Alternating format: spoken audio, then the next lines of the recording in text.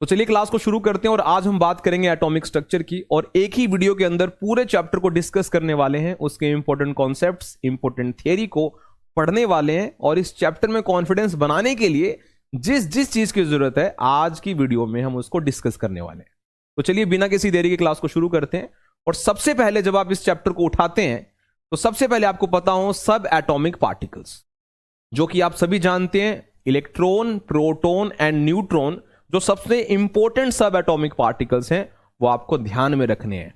Electron का बच्चों सबको चार्ज पता होगा which is -1.6 10⁻⁻19 coulomb, mass is 9.1 10⁻⁻31 kg। उसी तरीके से प्रोटॉन का जो चार्ज होता है मैग्नीट्यूड में सेम होता है जो इलेक्ट्रॉन का होता है विच इज +1.6 10⁻⁻19 कूलम, मास उसका हैवी होता है विच इज 1.67 10⁻⁻27 kg।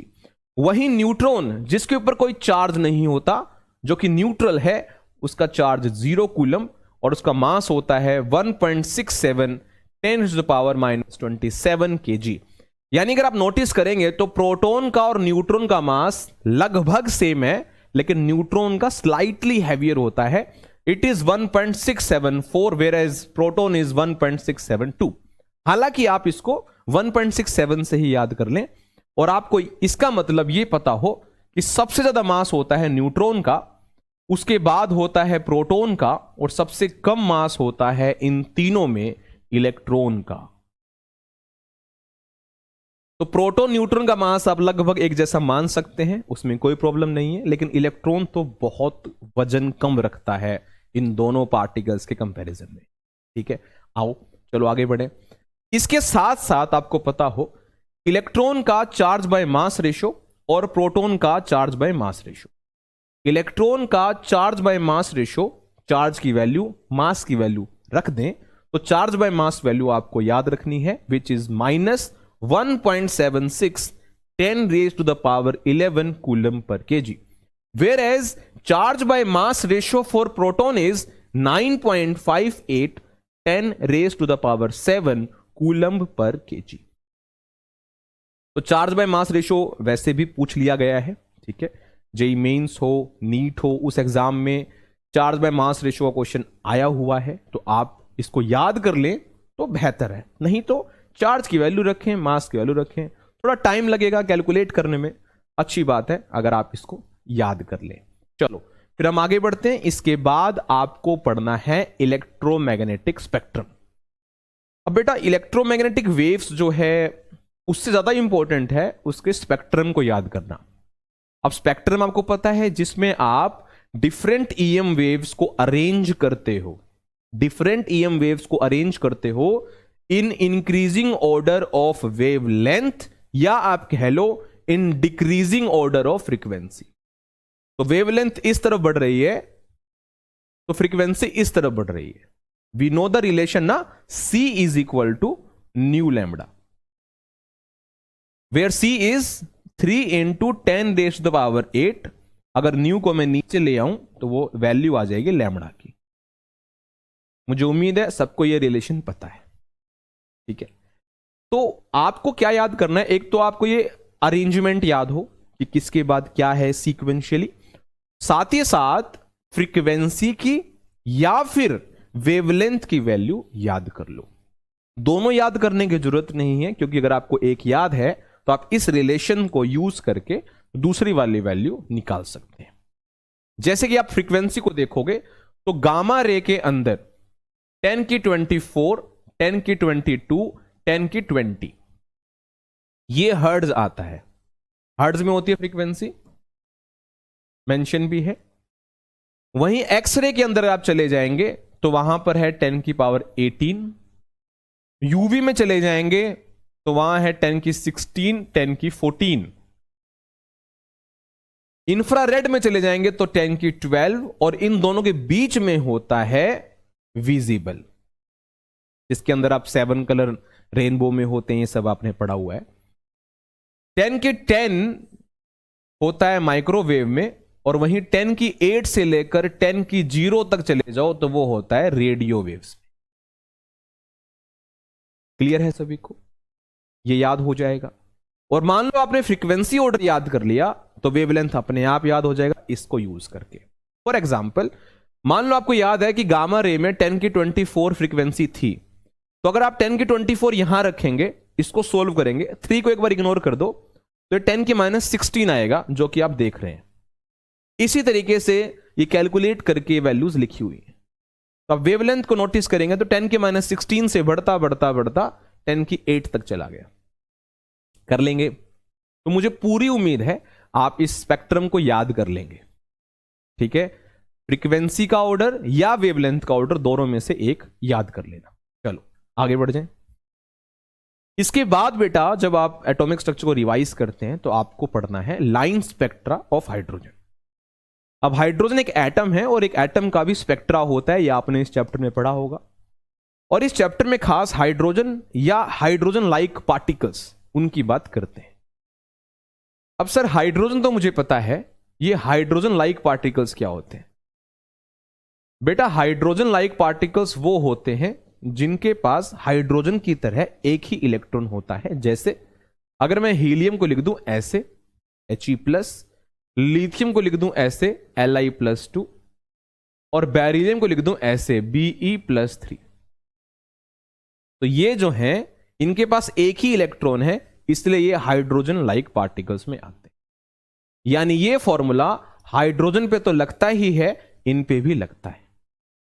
फॉर्मूला क्या है? अगर सिर्फ हाइड्रोजन की बात करें, फॉर्मूला क्या है? It is wave number nu bar is equal to nu bar, you know wave number is reciprocal of wavelength, which is equal to this number which is Rydberg constant, जिसको आप लिख सकते हैं 1.097 10⁻⁷। फिर आता है 1/n1² -1/n2² और into में Z²। अब क्योंकि यहां Z इसलिए नहीं दिख रहा क्योंकि Z होता है एटॉमिक नंबर और हाइड्रोजन में Z की वैल्यू होती है 1। लेकिन अगर न्यूमेरिकल इनके ऊपर आया तो आपको Z की वैल्यू भी रखनी पड़ेगी। जैसे हीलियम के लिए Z की वैल्यू 2 होती है, लिथियम के लिए Z की वैल्यू 3 होती है और बेरिलियम के लिए Z की वैल्यू 4 होती है, because Z represents atomic number. Lambda wavelength होता है, ये नंबर आपको याद रखना है 1.097 10⁻⁷। अच्छा ये सब आएगा मीटर में, मीटर इनवर्स। 1/λ है ना बच्चे, लैम्बडा की यूनिट तो लेंथ वाली होती है, क्योंकि 1/λ है तो वो मीटर इनवर्स। ध्यान रखना 1.097 10⁻⁷, इस तरह अगर आपने लिख रखा है तो वो मीटर इनवर्स की बात कर रहा है। ठीक है, तो आपको ये चीज ध्यान रखनी है। अच्छा जी, तो इस फॉर्मूले को याद में कर लूंगा सर। N1 आपको पता है लोअर शेल होता है, N2 होता है हायर शेल, ये सब आपको ज्ञान होगा इसका। इस फॉर्मूले को जरूर पढ़ के जाना है, इसके 1-2 न्यूमेरिकल लगा के जाना है ताकि आपको कोई दिक्कत ना आए। कर लेंगे बेटा। R, इसको R बोलते हैं। ये जो वैल्यू है, ये जो वैल्यू है मीटर इनवर्स में होता है ऐसे और सेंटीमीटर इनवर्स में होता है ऐसे। इसको याद कर लेना, राइडबर्ग कांस्टेंट। ठीक है, चलो आगे बढ़े। इसके बाद जब आप हाइड्रोजन का लाइन स्पेक्ट्रा पढ़ते हैं तब आपको पढ़ाया जाता है कि जब इलेक्ट्रॉन जंप करता है from excited state to the lower state तो कुछ रीजन्स देखने को मिलते हैं, कुछ पॉसिबल रीजन्स होते हैं हाइड्रोजन के अंदर जो आपको पढ़ने हैं। मान लो इलेक्ट्रॉन आपका इन्फिनिटी पर है या 10वें शेल पे है या 12वें शेल में है और वो जंप डाउन करता है मान लीजिए पहले शेल में, तब उसको कौन से रीजन में कहा जाता है? सेकंड में गिरता है तो क्या कहा जाता है? थर्ड में गिरता है तो क्या कहा जाता है? फोर्थ में गिरता है तो क्या कहा जाता है? फिफ्थ में गिरता है तो क्या कहा जाता है? सिक्स्थ में गिरता है तो क्या कहा जाता है? तो जो 6 लेवल्स तक हैं इनके तो नाम आपको याद करने हैं। बाकी 7, 8, 9 कहीं भी गिरे वो एक नंबर है, बस कोई दिक्कत नहीं है। जैसे अगर इलेक्ट्रॉन आपका पहले शेल में गिरा, पहले में गिरा होगा तो शायद सेकंड पे रहा होगा या थर्ड पे रहा होगा या और हायर रहा होगा। अगर वो फर्स्ट में गिरा तब आपने उसको याद कर रखा है लाइमन सीरीज या लाइमन रीजन। अगर वो आके गिरा सेकंड शेल में तो आपने उसको याद कर रखा है बाल्मर रीजन। अगर वो आके गिरा थर्ड शेल में तो आपने याद कर रखा है उसको पैस्चन रीजन। अगर वो आके गिरा फोर्थ शेल में तो आपने उसको याद कर रखा है ब्रैकेट रीजन। और अगर आके वो गिरा फिफ्थ शेल में तो आपने याद कर रखा है पीफंड सीरीज या पीफंड रीजन।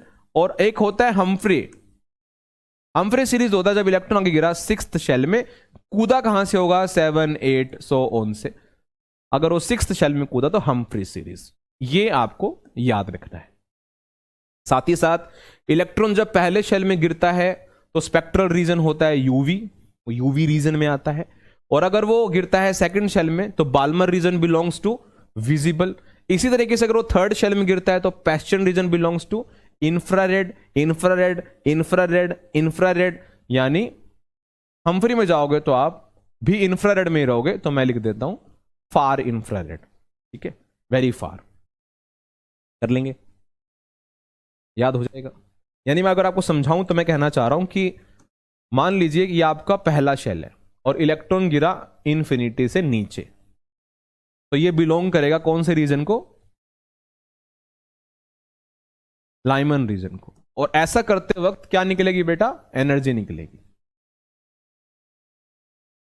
ये एनर्जी जिस रीजन में होगी उसे यूवी रीजन बोलते हैं। ये मैं समझाना चाह रहा हूं यहां से जो लिखा हुआ है, ये क्लियर है। अच्छा, दूसरी बात सुनो, जब इलेक्ट्रॉन ऊपर से नीचे ट्रेवल कर रहा होता है तब ये जो लाइंस ये जो एनर्जी निकलती है जो रेडिएशन के फॉर्म में रिलीज होती है उसको स्पेक्ट्रल लाइंस बोलते हैं, उसकी काउंटिंग भी पूछी जा सकती है। यानी number of transitions possible for electron, मान लीजिए कि इलेक्ट्रॉन 10वें शेल से दूसरे शेल में गिरता है, तो आपसे पूछा जा सकता है कि भाई कितने ट्रांजिशंस वो कर सकता है जब वो 10वें से दूसरे में गिरता है, ठीक है। बहुत सारी पॉसिबिलिटीज हैं कि 10वें से 9वें में गिर गया हो, फिर 9वें से दूसरे में गिर गया हो, या फिर ये हो सकता है 10वें से 8वें में गिर गया हो, फिर 8वें से दूसरे में गिर गया हो, या ये भी हो सकता है 10वें से 7वें में गिरा हो, फिर 7वें से दूसरे में गिर गया हो। तो कितनी ट्रांजिशंस पॉसिबल है उसके लिए आपको एक फॉर्मूला याद करना है, नंबर ऑफ स्पेक्ट्रल लाइंस। मान लीजिए आपका इलेक्ट्रॉन 10वें से दूसरे में गिर गया, तो आपका 10वां शेल हो गया N2, हायर शेल है, दूसरे में गिर गया मतलब N1। तो अगर आप इसको यहां रख दें तो 10 - 2 8, 10 - 2 8 + 1 9 हो गया, यानी 9 8 जा 72, नीचे 2 36 स्पेक्ट्रल लाइंस बनेंगी इस केस में। तो आप नंबर ऑफ स्पेक्ट्रल लाइंस या नंबर ऑफ ट्रांजिशंस जो है वो याद कर लो। मुझे उम्मीद है आपने पहले पढ़ रखा होगा, बस हम एक रिवाइज कर रहे हैं ताकि आपको कोई दिक्कत ना आए। बेटा देखो हो जाएगा, कर लेंगे, चलो फिर आगे बढ़ते हैं, आ जाओ फिर आगे। इसके बाद आपको कुछ रिलेशंस हैं, कुछ टर्म्स हैं जो आपको पढ़नी है। जैसे आपने पढ़ा है जैसे कि कैल्शियम है या आर्गन है, इन दोनों का एटॉमिक वेट सेम है, तो ये बिलोंग तो करते हैं डिफरेंट एलिमेंट को, लेकिन इनके जो एटम है वो मास में सिमिलर हैं, तब इनके रिलेशन को एक नाम दिया गया है जिसको आपने आइसोबार पढ़ा होगा। इसी तरीके से आपको कुछ टर्म्स याद करनी है, जैसे आपको पता हो आइसोटॉप्स क्या होते हैं। आइसोटॉप्स वो होते हैं जिनके एटॉमिक नंबर सेम होते हैं, ठीक है। जैसे एग्जांपल आपको दे रखा है, इसमें हम ज्यादा टाइम खराब नहीं करते। ऐसे आपको आइसोबार पता होगा जिसमें मास सेम होता है, ऐसे आपको आइसोटोन्स पता होगा जिसमें न्यूट्रॉन्स सेम होते हैं। सबको पता है न्यूट्रॉन्स कैसे निकालते हैं, A - Z, atomic mass minus atomic number, जिसके सेम होते हैं, ठीक है। अब कुछ बच्चों के लिए नया हो सकता है, जैसे कि आइसोडायाफर्स क्या होते हैं। आइसोडायाफर्स होते हैं जिनका आइसोटॉपिक नंबर सेम होता है। अब सर ये आइसोटॉपिक नंबर क्या होता है, जैसे ये वाला एग्जांपल देखो, आप ये वाला एग्जांपल देखो, मैं आपको समझाता हूं आइसोटॉपिक नंबर क्या होता है। इस एग्जांपल में आप मुझे बताओ न्यूट्रॉन्स कितने हैं, यूरेनियम में निकाल दो पहले। यूरेनियम में न्यूट्रॉन्स कितने हैं, तो आप निकालोगे 235 - 92, कितना आएगा बेटा बताओ। तो सर 5 में से 2 गए 3, 13 में से 9 गया 4, तो ये आ गया सर 143। कितना आ गया बेटा, 143। अच्छा 143 हो गया। अब इसका बताओ एटॉमिक नंबर, एटॉमिक नंबर है सर इसका 92। तो मुझे बताओ 143 यानी नंबर ऑफ न्यूट्रॉन्स और एटॉमिक नंबर में जो डिफरेंस है वो कितना है, 92। 143 में से 92 गए बच्चे, 3 में से 2 गया 1, 14 में से 9 गए 5, 51।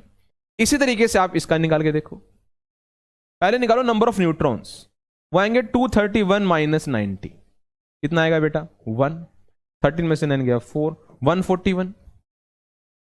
अब 141 इसके नंबर ऑफ न्यूट्रॉन्स हो गए, अब निकालो इसका एटॉमिक नंबर, वो है 90। तो 141 में से 90 अगर चले जाएंगे तो कितना आएगा, again n minus Z is 51, जो कि सेम है। तो आइसोटॉपिक नंबर होता है न्यूट्रॉन्स और एटॉमिक नंबर का डिफरेंस। न्यूट्रॉन, ये चीज आप इग्नोर मारो, सिर्फ ये देखो न्यूट्रॉन्स माइनस एटॉमिक नंबर का डिफरेंस। ये तो न्यूट्रॉन का फॉर्मूला रख के सिंपलीफाई किया हुआ है। आप नंबर ऑफ न्यूट्रॉन्स निकालो और उसमें से माइनस कर दो एटॉमिक नंबर, या आप ऐसे भी कर सकते हैं, मास नंबर निकालो 2 टाइम्स एटॉमिक नंबर माइनस कर दो, क्योंकि न्यूट्रॉन्स का फॉर्मूला होता है a माइनस जेड, और एक जेड पहले से, तो a minus Z is a minus 2 Z, है ना। तो आइसोडायफर्स होते हैं जिनका आइसोटॉपिक नंबर सेम होता है। क्लियर है? चलो एक चीज और याद करनी है, वो है आइसो इलेक्ट्रॉनिक। चलो ये तो आपको पता ही है। आइसो इलेक्ट्रॉनिक स्पीसीज वो होते हैं जिनमें नंबर ऑफ इलेक्ट्रॉन्स सेम होते हैं, ठीक है। पीरियोडिक क्लासिफिकेशन में भी इसके क्वेश्चंस आते हैं, एटॉमिक स्ट्रक्चर में भी इसके क्वेश्चंस हैं, तो आपको ध्यान रखना है। फिर आते हैं आइसोस्टेट्स। अब आइसोस्टेट्स क्या होते हैं? तो आइसोस्टेट्स वो होते हैं जिनमें एक तो एटम्स की संख्या सेम हो और नंबर ऑफ इलेक्ट्रॉन्स भी सेम हो। जैसे कि N2 कितने एटम है? 2 एटम। CO कितने एटम है? 2 एटम। इसमें इलेक्ट्रॉन कितने हैं? 14 इलेक्ट्रॉन। इसमें इलेक्ट्रॉन कितने हैं? 6 + 8 14 इलेक्ट्रॉन। तो जिनके एटम भी सेम हो, इलेक्ट्रॉन भी सेम हो, वो आइसोस्टेट्स होते हैं। तो हो सकता है कुछ बच्चों के लिए आइसोस्टेट्स नया हो, तो ध्यान रखना आइसोस्टेट्स वो होते हैं जिनमें एटम्स की संख्या भी सेम हो और काउंट ऑफ इलेक्ट्रॉन भी सेम हो, ठीक है, आइसोस्टेट्स। और आइसोडायफर्स क्या थे? जिनके आइसोटॉपिक नंबर सेम हो। ये आइसोटॉपिक नंबर क्या होते हैं? न्यूट्रॉन के number minus atomic number, n minus Z, ठीक है। चलो फिर आगे बढ़ते हैं। इसके बाद आपको याद करने हैं बोहर मॉडल के कुछ फॉर्मूले।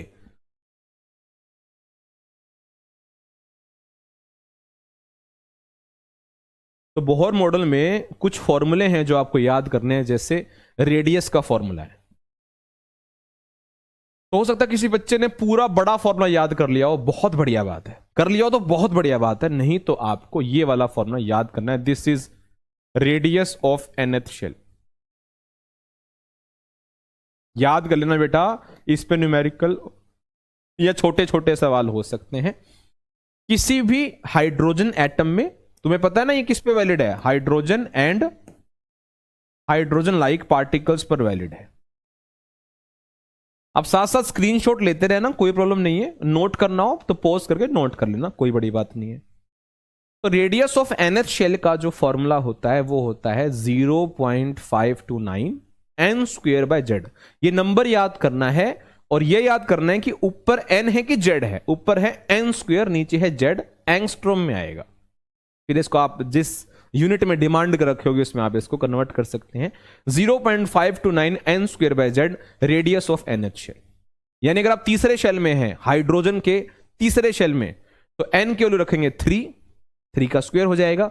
हाइड्रोजन के जेड की वैल्यू होती है 1, ये नंबर कांस्टेंट है ही। सोल्व करके आपका आ जाएगा थर्ड शेल तक का रेडियस, ठीक है। ऐसे ही अगर आप nth शेल में हैं तो ये फॉर्मूला है। पूरा बड़ा फॉर्मूला याद कर लेंगे तो बहुत बढ़िया बात है, ठीक है, कोई प्रॉब्लम नहीं आएगी। अच्छा, इसके बाद आता है टोटल एनर्जी ऑफ इलेक्ट्रॉन। तो सबको पता है टोटल एनर्जी इलेक्ट्रॉन की होती है kinetic energy plus potential energy, जो कि यहां पे दिख भी रहा है, kinetic energy plus potential energy.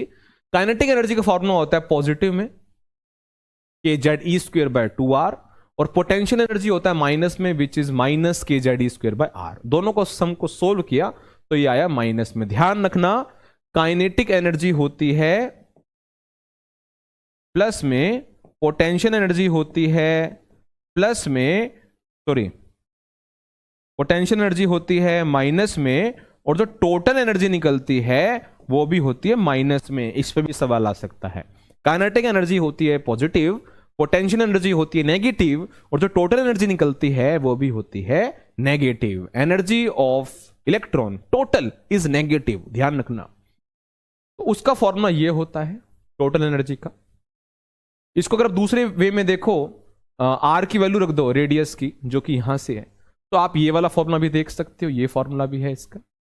लेकिन जो मैक्सिमम बच्चे याद करते हैं, सिंप्लीफाइड वैल्यू याद करते हैं, विच इज दिस।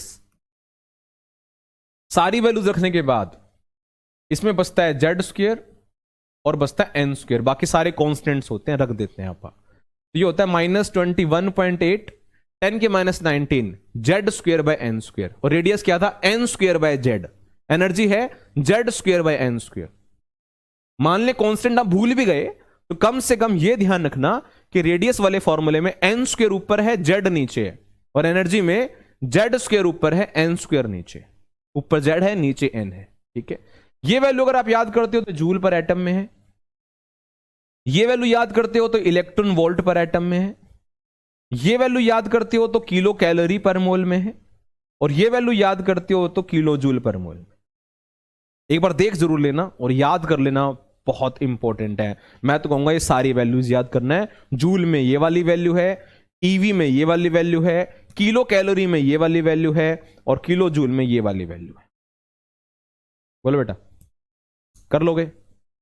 13.6 ईवी पर एटम हो चाहे किलो कैलोरी पर मोल हो, देखो सेम वैल्यू है, याद करने में कोई प्रॉब्लम नहीं आएगी। ये सारे फॉर्मूले किसके लिए हैं? हाइड्रोजन के लिए या हाइड्रोजन लाइक पार्टिकल्स के लिए। तो आपने रेडियस का फॉर्मूला याद कर लिया जिसमें एन स्क्वायर ऊपर है, जेड नीचे है।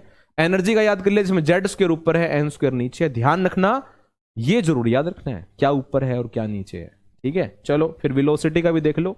वेलोसिटी का जो फॉर्मूला है, अगर आप पूरा फॉर्मूला याद करना चाहते हैं तो ये है, थोड़ा सिंप्लीफाई कर दो तो ये है, और वैल्यूज रख दो तो ये है।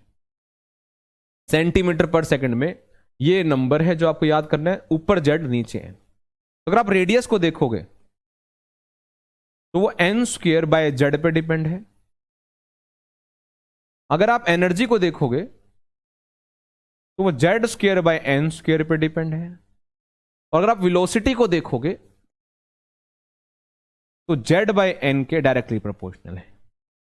ये है शॉर्ट एंड सिंपल। आपको फाइनल ये याद करना है जरूर जरूर। कॉन्स्टेंट्स तो आपने याद कर ही लिए होंगे, ठीक है। यूनिट भी ध्यान रखना जिस यूनिट में आपने फॉर्मूला याद कर रखा है, ठीक है। चलो आगे बढ़ जाओ। फिर ये सब पढ़ने के बाद फिर आपको चैप्टर में जो इंपॉर्टेंट पार्ट है वो है हाइजेनबर्ग्स अनसर्टेनिटी प्रिंसिपल। वो आपको पढ़ना है, बहुत सिंपल है, शॉर्ट में समझा देता हूं, आप सबने पढ़ा होगा। ये कहता है कि किसी एटम के अंदर इलेक्ट्रॉन की जो पोजीशन होती है ना, क्योंकि इलेक्ट्रॉन बहुत छोटा है, माइक्रोस्कोपिक पार्टिकल है, तो उसकी एग्जैक्ट पोजीशन निकालना बहुत मुश्किल है, इट्स इम्पॉसिबल। और उसका मोमेंटम पता लगाना वो भी इम्पॉसिबल। ये हाइजेनबर्ग कहता है कि किसी भी इलेक्ट्रॉन की पोजीशन और मोमेंटम निकालना इम्पॉसिबल है, क्योंकि इलेक्ट्रॉन माइक्रोस्कोपिक पार्टिकल है। तो ये उसकी स्टेटमेंट है और ये इसका फॉर्मूला है। ये उसका फॉर्मूला है, सबने याद कर रखा होगा। ये मोमेंटम है और मोमेंटम को आप मास इनटू वेलोसिटी रख सकते हो, ये फॉर्मूला है। और एनर्जी टाइम में भी उसका एक फॉर्मूला है जो कि है delta E dot delta t is greater than equal to h upon 4 pi. तो हाइजेनबर्ग आपको पता ही होगा, कोई बड़ी बात नहीं है। ध्यान रखना, ये सिर्फ और सिर्फ वैलिड होता है कौन से पार्टिकल्स पे? माइक्रोस्कोपिक पार्टिकल्स पे।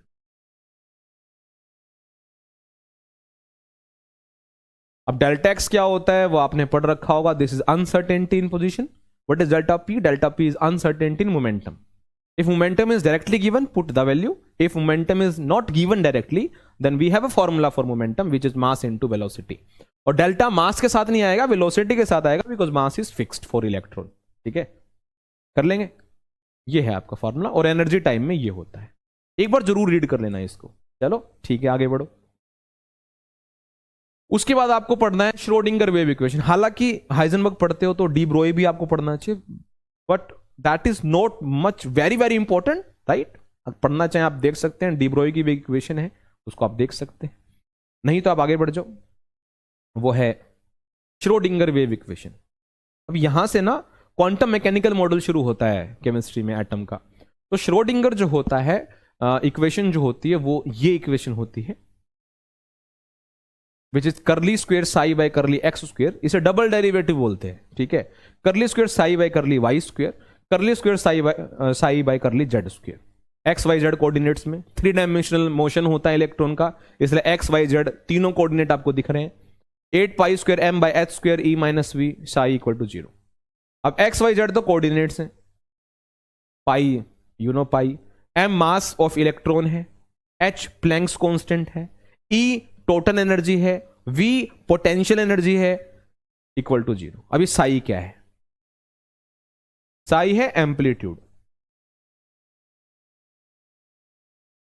किसका एम्पलीट्यूड? इलेक्ट्रॉन की वेव का। इलेक्ट्रॉन का वेव नेचर भी होता है, तो उसमें जो एम्पलीट्यूड बनता है उसको साई बोलते हैं अकॉर्डिंग टू श्रोडिंगर। और श्रोडिंगर ने फिर अपनी इक्वेशन को शॉर्ट भी किया हुआ है। ये क्वेश्चन जेई में पूछा गया है, ठीक है। तो शॉर्ट में ये इक्वेशन उसकी होती है। उसने क्या किया कि एक्स वाई जेड को एक ही जगह बांध कर लिख दिया है।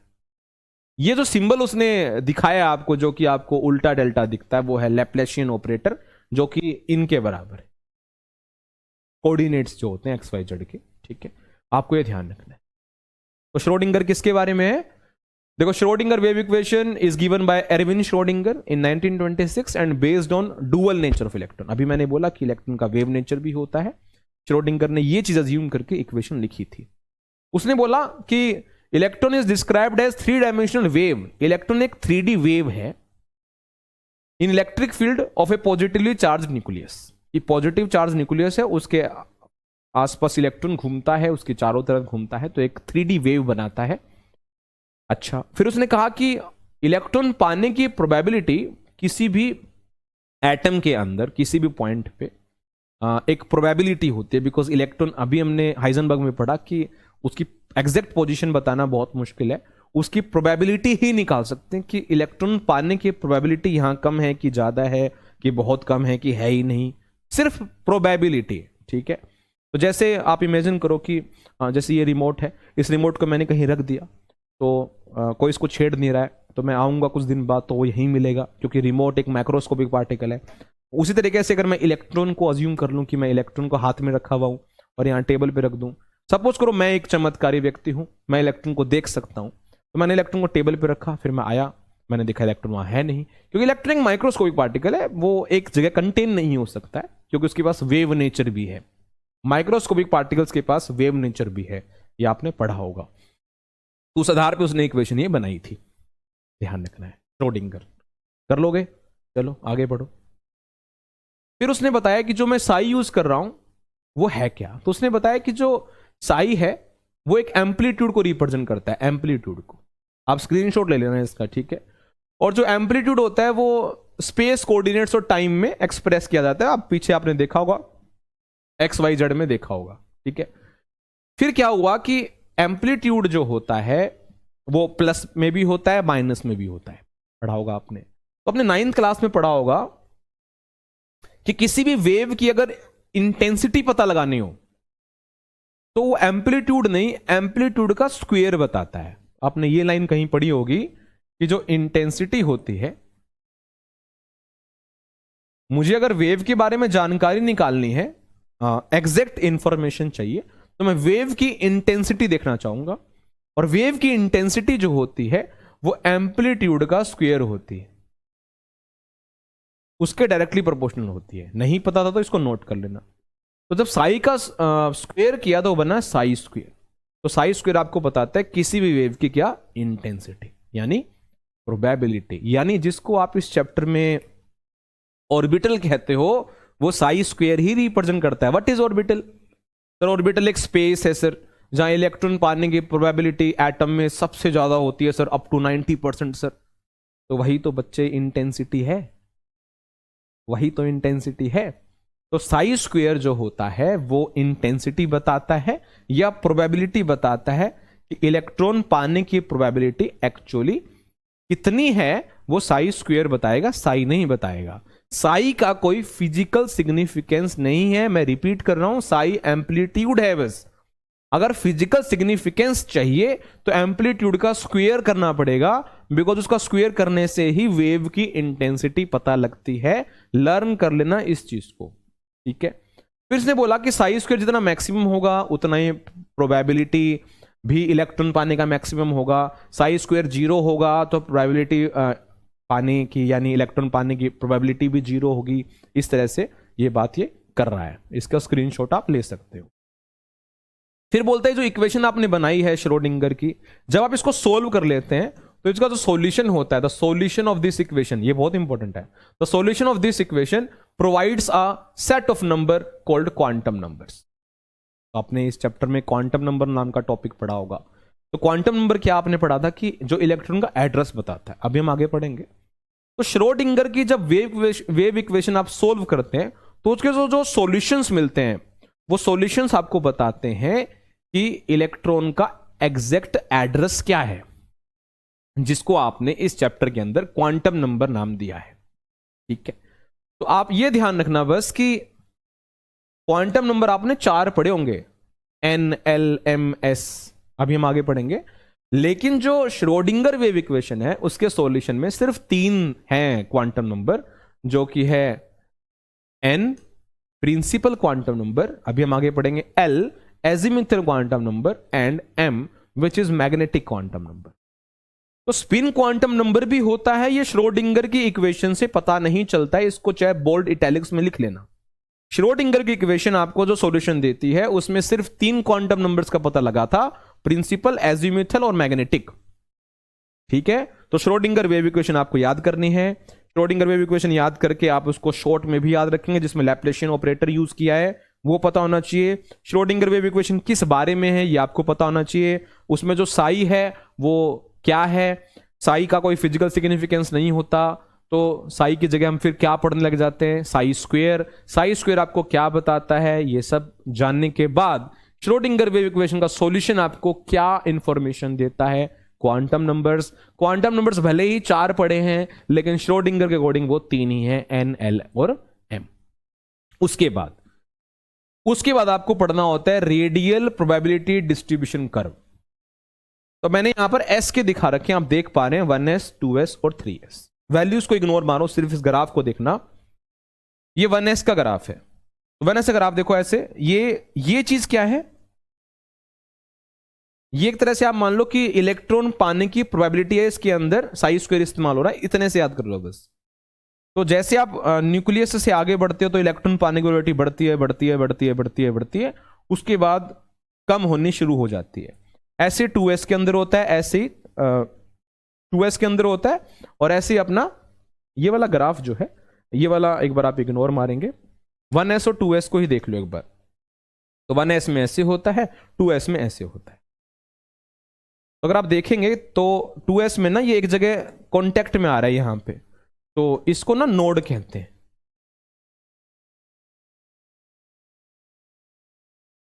तो जैसे आपने कोई ग्राफ बनाया, उस ग्राफ में आपका ऐसे लाइन उठकर ऐसे चला गया, तो आपको ध्यान रखना है जहां जहां वो कॉन्टेक्ट में आ रहा है वहां वहां साई स्क्वायर क्या है, 0 है। वाई एक्सिस की वैल्यू एक्स एक्सिस पे 0 होती है, तो जहां जहां साई स्क्वायर 0 है वहां इलेक्ट्रॉन पाने की प्रोबेबिलिटी भी 0 है, बिकॉज साई स्क्वायर प्रोबेबिलिटी बताता है।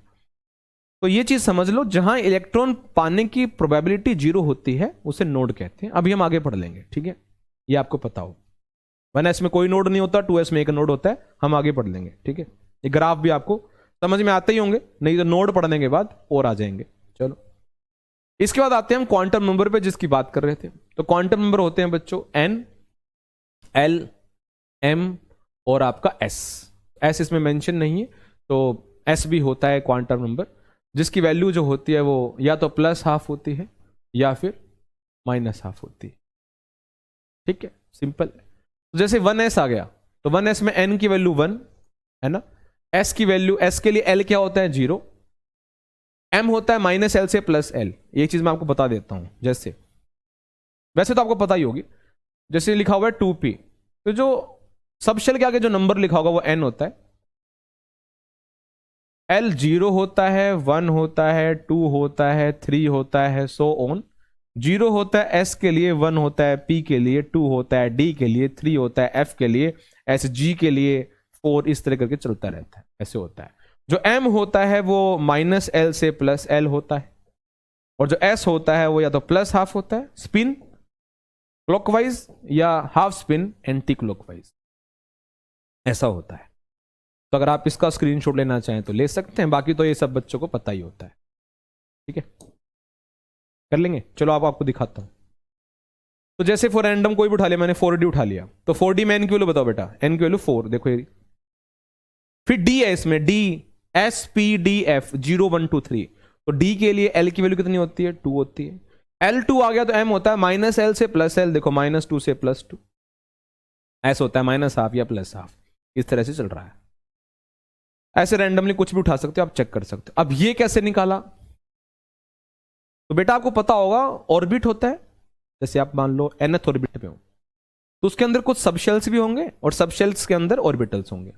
शेल के अंदर सबशेल, सबशेल के अंदर ऑर्बिटल्स, तो इनका भी रिलेशन आपको पता हो। फॉर एग्जांपल अगर आप पहले शेल में हो, फर्स्ट शेल में नंबर 1, तो उसमें सबशेल भी एक ही है और उसका नाम है S। अगर आप सेकंड में हो, सेकंड में आपको मिलेंगे सबशेल 2 S और P, और थर्ड में हो तो 3 ऑर्बिटल, 3 सबशेल मिलेंगे, फोर्थ में हो तो 4 सबशेल मिलेंगे, 5 में हो तो 5 सबशेल मिलेंगे। लेकिन ऑर्बिटल उसका स्क्वायर होता है, जैसे कि मान लो आपके फोर्थ शेल है, तो फोर्थ शेल में कितने सबशेल होंगे बताओ, फोर्थ शेल में कितने सबशेल होंगे, उतने ही 4, लेकिन ऑर्बिटल होंगे उनका स्क्वायर, 4 का स्क्वायर 16। मान लो आप थर्ड शेल में हो तो सबशेल कितने होंगे, 3, ऑर्बिटल्स कितने होंगे, उसका स्क्वायर, 3 का स्क्वायर 9, इस तरह से। तो ये आपको पता होना चाहिए। तो क्वांटम नंबर मेरे हिसाब से आप पढ़ लेंगे, कोई बड़ी बात नहीं है। ये रही वो चीज जिसकी मैं चर्चा कर रहा हूं, ध्यान से देखना, रिवाइज कर रखी होगी आपने, इसलिए आपको जल्दी समझ में आ जाएगा। किसी भी शेल के अंदर इलेक्ट्रॉन्स कितने होते हैं, ये आपने 9th 10th में पढ़ा है, 2n²। किसी भी शेल के अंदर ऑर्बिटल्स कितने होते हैं, अभी बताया मैंने, n²। जब किसी शेल के अंदर इलेक्ट्रॉन है 2n², और किसी शेल के अंदर ऑर्बिटल्स हैं n², इसका मतलब इलेक्ट्रॉन और ऑर्बिटल में भी रिलेशन हमें पता लग गया। वो क्या, कि किसी एक ऑर्बिटल में 2 ही इलेक्ट्रॉन होते हैं। देखो यार सिंपल है, अगर कहीं पे n² ऑर्बिटल है और इलेक्ट्रॉन 2n² है, इसका मतलब एक ऑर्बिटल में कितने इलेक्ट्रॉन होते हैं बेटा, 2 इलेक्ट्रॉन होते हैं। वैसे ही अगर आपको सब शेल पता लगाने हैं, पहले मैं बता देता हूं,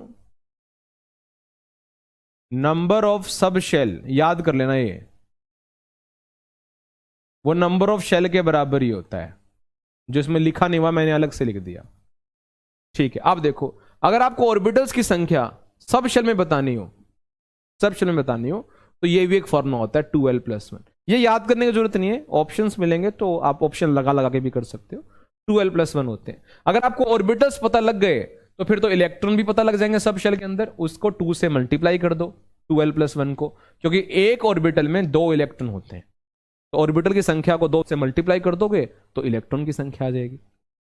इसके बाद आपको ऑर्बिटल एंगुलर मोमेंटम और स्पिन एंगुलर मोमेंटम भी याद करना है, क्योंकि इलेक्ट्रॉन ऑर्बिटल में है, उसके पास एंगुलर मोमेंटम है, और स्पिन कर रहा है तो उसके पास उसकी वजह से भी एंगुलर मोमेंटम है। तो दोनों का फॉर्मूला आपको याद हो, ऑर्बिटल एंगुलर मोमेंटम होता है L में और स्पिन एंगुलर मोमेंटम होता है S में। देखो डिजाइनिंग सेम है, मेरे हिसाब से कोई प्रॉब्लम नहीं है। आपको ये याद था, मैंने एक साथ दिखा दिया, इसका स्क्रीनशॉट ले सकते हो, ठीक है।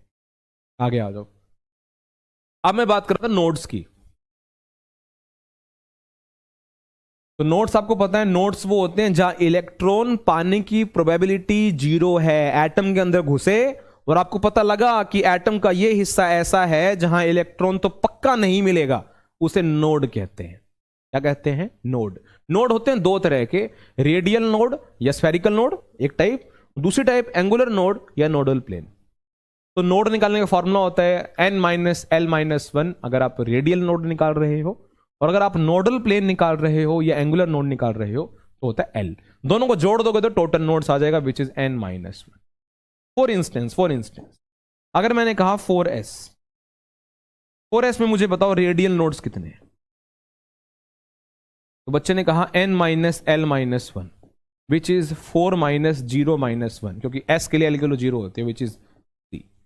मैंने कहा एंगुलर नोड बताओ, तो आपने कहा एंगुलर नोड्स तो l होते हैं विच इज 0, यानी s के अंदर एंगुलर नोड नहीं होते, s के अंदर एंगुलर नोड नहीं होते, क्योंकि l फॉर्मूला होता है एंगुलर नोड का और s में l की वैल्यू होती है 0।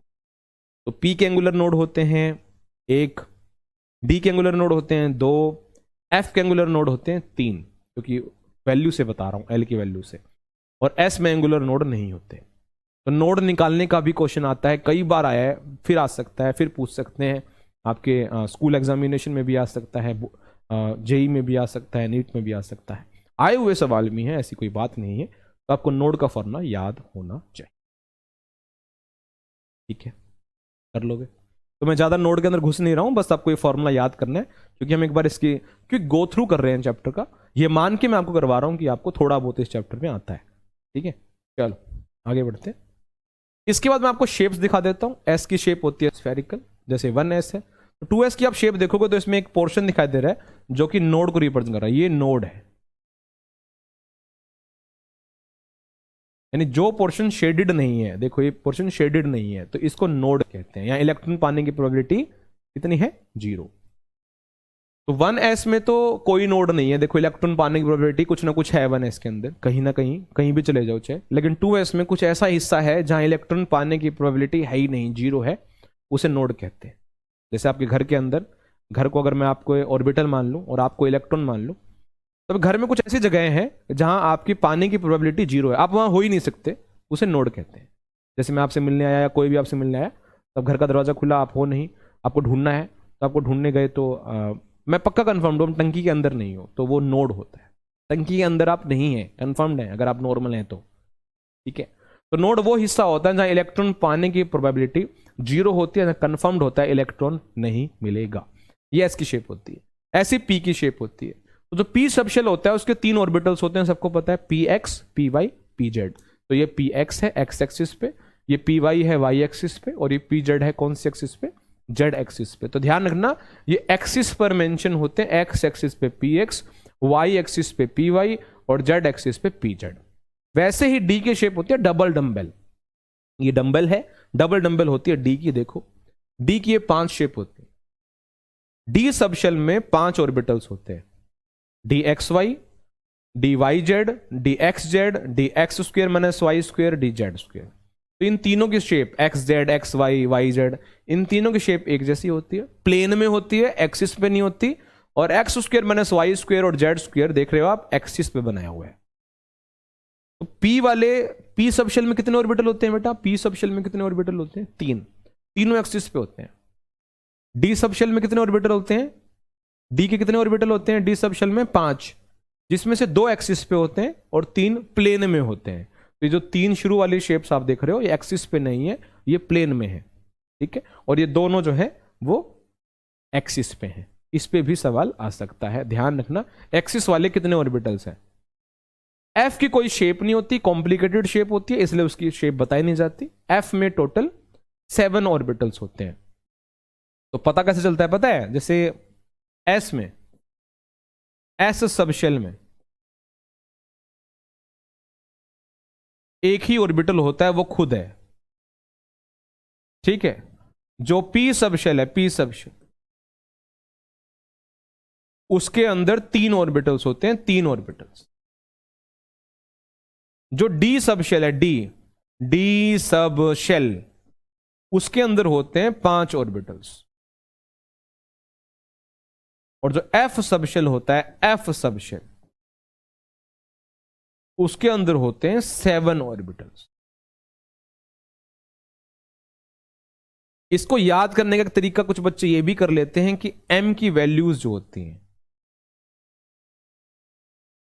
कहते हैं कि जो टोटल वैल्यूज होती हैं, टोटल वैल्यूज जो होती हैं m की, यानी मैग्नेटिक क्वांटम नंबर की, वही होते हैं नंबर ऑफ ऑर्बिटल्स। जैसे कि पीछे आओ, वैसे मैं इसको कॉम्प्लिकेट कर रहा हूं, इतना कॉम्प्लिकेटेड ये है नहीं, फिर भी जिसका कॉन्सेप्ट क्लियर है उसके लिए। जैसे कोई भी उठा लो, जैसे मैंने उठाया 3p, यानी p उठा लिया, तो इसमें m की वैल्यू देखो 3 है, 1 2 3, p में 3 ऑर्बिटल्स होते हैं। ये आप d उठा लो, d में m की कितनी वैल्यूज हैं? 1 2 3 4 5, तो 5 ऑर्बिटल होते हैं। f में m की वैल्यूज कितनी है? 1 2 3 4 5 6 7, तो 7 ऑर्बिटल होते हैं। तो m की total values number of orbitals को रिप्रेजेंट करती है, ये आपको पता होगा। और m निकलता है -l से लेकर +l, ये आपको पहले बता चुके हैं। आगे आ जाओ। अब आपको पता हो rules for filling electrons in orbitals. यार ये तो बहुत आसान है, आपको कुछ रूल्स याद करने होते हैं। जैसे आप सबको पता होगा एक रूल होता है, क्योंकि आप ऑर्बिटल्स की सारी नॉलेज लेकर बैठे हो तो आपको अब उसमें इलेक्ट्रॉन भरने आना चाहिए। तो एक रूल होता है अफबोज रूल।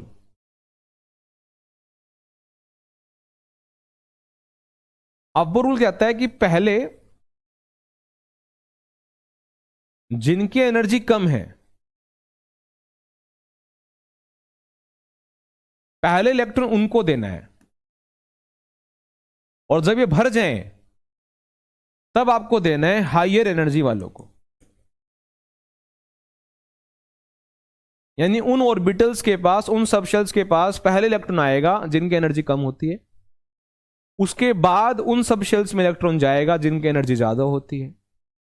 लेकिन ज्यादा एनर्जी वाले सबशेल्स में इलेक्ट्रॉन तभी जाएगा जब लोअर सबशेल वाला पूरा भर गया हो, उससे पहले नहीं, नहीं तो अफबो रूल गड़बड़ा जाएगा। अफबो यही कहता है भाई लोअर एनर्जी वाला सबशेल भर के ही, यानी लोअर एनर्जी ऑर्बिटल वाला भर के ही हायर एनर्जी सबशेल यानी हायर एनर्जी ऑर्बिटल में जाना, नहीं तो मान्य नहीं होगा आपका जाना। ठीक है, first fill the lower energy orbitals then go to higher energy orbitals. This is simply Aufbau rule. Now पता कैसे चलेगा किसकी एनर्जी कम है किसकी ज्यादा है? तो उसके लिए एक रूल होता है N+L रूल। आपको पता ही होगा, बस रिवाइज ही करवा रहा हूं। किस लिए? To compare energies of subshell. ठीक है, जैसे कि आपको दे दिया 2s और आपको दे दिया से 2p, तो 2s में n की वैल्यू कितनी है 2, l की वैल्यू कितनी है, s है ना 0, 2p में n की वैल्यू कितनी है 2, l की वैल्यू कितनी है 1। अब सम कर दो N+L, इसका सम आया 2, इसका सम आया 3, तो इसकी एनर्जी ज्यादा है। तो N+L रूल के अकॉर्डिंग जिसका N+L का सम ज्यादा आएगा उसकी एनर्जी ज्यादा होगी। लेकिन इसमें एक दिक्कत ये हो सकती है कि हो सकता है डिफरेंट सबशेल्स का N+L जो है वो मैच कर जाए। फिर जैसे कि मैंने आपको दिया 4p और दिया मैंने 3d, तो 4p में n की वैल्यू कितनी है 4, l की वैल्यू कितनी है p के लिए 1, सम कितना आया 5। 3d n की वैल्यू कितनी है 3, l की वैल्यू कितनी है d के लिए 2, सम कितना आया 5। अब देखो सम सेम आ गया, n और l का सम सेम है। अब तो जिसका n ज्यादा है, जब N+L मैच कर जाए, इफ N+L सेम, देन जिसका n ग्रेटर होगा उसकी एनर्जी भी ग्रेटर होगी। तो जिसका n ज्यादा होगा उसकी एनर्जी भी ज्यादा होगी। ये सिंपल है N+L रूल, अफबो रूल। ठीक है, दिस इज अफबो रूल, जो कहता था लोअर एनर्जी को पहले देना है फिर हायर एनर्जी को देना है। लेकिन पता कैसे चलेगा किसकी एनर्जी कम है किसकी ज्यादा है? तो हमने पढ़ा है N+L रूल। मुझे उम्मीद है अगर आपको 3-4 ऑर्बिटल्स या सबशेल लिख के दे दिए जाएं तो आप बता दोगे किसकी एनर्जी कम है किसकी ज्यादा है। और अगर आप ये बता देंगे किसकी एनर्जी कम है किसकी ज्यादा है तो आप ये भी बता देंगे कि किस में इलेक्ट्रॉन पहले भरना है किस में बाद में भरना है। दिस इज वो रूल। उसके बाद आता है हमारा अफबो रूल के बाद आप पढ़ेंगे हंट्स रूल, या पहले आप पढ़ लें पोलीज रूल। ठीक है, तो फिर आता है हमारा पोलीज exclusion principle.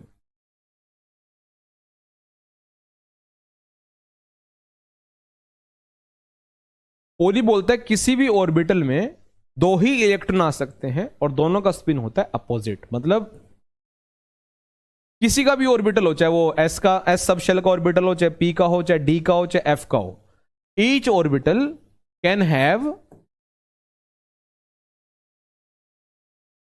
Maximum 2 electron with opposite spin. और अगर ये बात सही है कि एक ऑर्बिटल में 2 इलेक्ट्रॉन होंगे और दोनों का स्पिन अपोजिट होगा, अगर एक क्लॉकवाइज है दूसरा एंटी क्लॉकवाइज होगा, तो ये बात भी सही है कि किन्हीं भी दो इलेक्ट्रॉन का quantum number, set of quantum number same नहीं आने वाला। उनका सेल सेम हो सकता है n, सब शेल सेम हो सकता है l, उसका ऑर्बिटल भी सेम हो सकता है m, लेकिन स्पिन तो अलग ही होगा। यानी आप ध्यान रखना, each electron has different set of quantum number. ज्यादा ज्यादा n मैच हो सकता है, l मैच हो सकता है, m भी मैच हो सकता है, लेकिन s मैच नहीं होगा। अगर एक का प्लस हाफ है तो दूसरे इलेक्ट्रॉन का माइनस हाफ होगा। तो एड्रेस हर इलेक्ट्रॉन का अलग अलग होता है। This is Pauli's exclusion principle. मतलब अगर एक इलेक्ट्रॉन क्लॉकवाइज है, दूसरा एंटी क्लॉकवाइज होगा, या फिर ऐसे भी दिखा सकते। ये दोनों बातें ठीक है, लेकिन किसी ने अगर ऐसे दिखा दिया तो वो गलत है, या फिर ऐसे दिखा दिया तो फिर गलत है। सेम स्पिन नहीं हो सकता। ठीक है, इसके बाद आप पढ़ते हो hertz rule. Hertz rule of multiplicity. Hertz rule कहता है कि जब आप s पर तो ध्यान मत दो, s की दिक्कत नहीं है। वो कहता है जब आप p को भरते हो, p सबशेल में 3 ऑर्बिटल होते हैं। या आप d को भरते हो, d सबशेल में कितने ऑर्बिटल होते हैं बेटा? 5 ऑर्बिटल होते हैं। या जब f को भरते हो, f में कितने ऑर्बिटल होते हैं? 7 होते हैं। 2 3 4 5 6 7। तब ये कहता है कि जब आप p को भरने जाओ, या d को भरने जाओ, या f को भरने जाओ, तो पहले तो हर ऑर्बिटल को एक एक इलेक्ट्रॉन देना है और फिर पेयरिंग करनी है।